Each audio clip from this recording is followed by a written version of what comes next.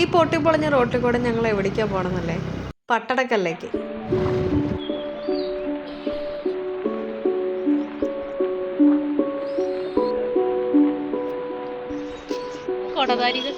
Hello guys, welcome back to Badami stories. Badami caves കണ്ടു കഴിഞ്ഞ് പിന്നെ ഞങ്ങൾ എത്തിയത് പട്ടടക്കലിലേക്കാണ്. ഏകദേശം 23 കിലോമീറ്റർ മാത്രമേ എടുക്കുള്ളൂ കേട്ടോ. യുനെസ്കോയുടെ ലോക പൈതൃക പട്ടികയിൽ ഇടം നേടിയ ഒരു ചരിത്ര നഗരം കൂടിയാണ് പട്ടടക്കൽ. ഒരു കാലത്ത് ചാലൂക്യ രാജാക്കന്മാരുടെ പട്ടാഭിഷേക ചടങ്ങുകൾ ഇവിടെ വെച്ചായിരുന്നു നടന്നത്. അതുകൊണ്ടാണ് ഇതിന് പട്ടടക്കൽ എന്ന പേര് ലഭിച്ചത്.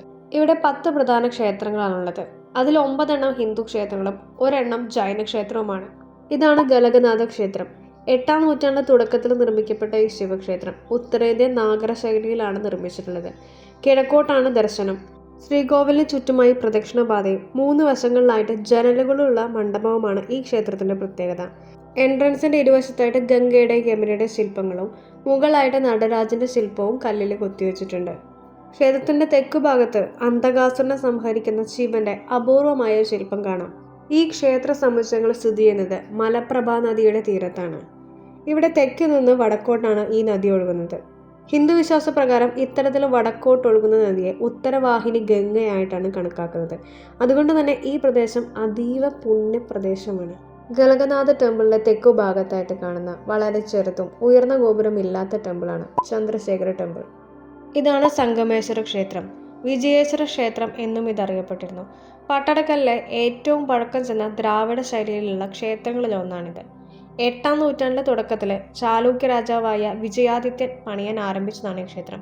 ശ്രീകോവിലിന് മുന്നിൽ 16 വലിയ തൂണുകളോട് കൂടിയ ഒരു വലിയ മണ്ഡപമാണുള്ളത്. അതിലൊരു തൂണിൽ പഴയ ശിലാലിഖിതങ്ങൾ കാണാം. 7-ാം നൂറ്റാണ്ടിൽ പണികഴിപ്പിച്ച ഈ ക്ഷേത്രങ്ങളെ ഉത്തരേന്ത്യൻ നാഗര ശൈലിയിലും ദക്ഷിണേന്ത്യൻ ദ്രാവിഡ ശൈലിയിലുമാണ് നിർമ്മിച്ചിട്ടുള്ളത്. ഭൂരിഭാഗം ക്ഷേത്രങ്ങളും ശിവക്ഷേത്രങ്ങളാണ്. എന്നിരുന്നാലും വിഷ്ണുവിൻ്റെയും ശക്തിയുടെയും ആരാധനയും രാമായണം, മഹാഭാരതം പോലുള്ള പുരാണങ്ങളുടെ ശില്പങ്ങളും ഇവിടെ കാണാം. ഇതാണ് വിരൂപാക്ഷ ക്ഷേത്രം. പട്ടടക്കലിലെ ഏറ്റവും വലുതും നിത്യപൂജ ഇന്നും നടക്കുന്നതുമായിട്ടുള്ള ക്ഷേത്രമാണിത്.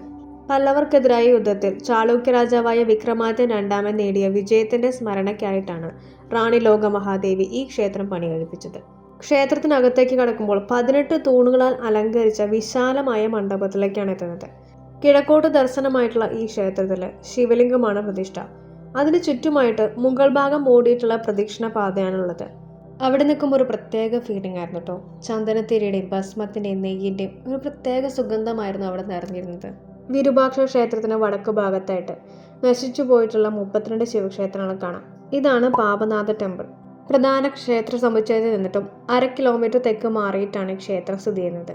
ലോകപ്രസിദ്ധമായ എല്ലോർ ഗുഹകൾക്ക് മാതൃകയാക്കിയത് ഇവിടുത്തെ വിരൂപാക്ഷ ക്ഷേത്രമാണ്. വീഡിയോ ഇഷ്ടപ്പെട്ടാൽ ലൈക്ക് ചെയ്യാനും കമൻറ്റ് ചെയ്യാനും മറക്കരുത്. കൂടുതൽ ബദാമി വിശേഷങ്ങളുമായി നെക്സ്റ്റ് വീഡിയോയിൽ കൂടെ കാണാം. Till then buy now.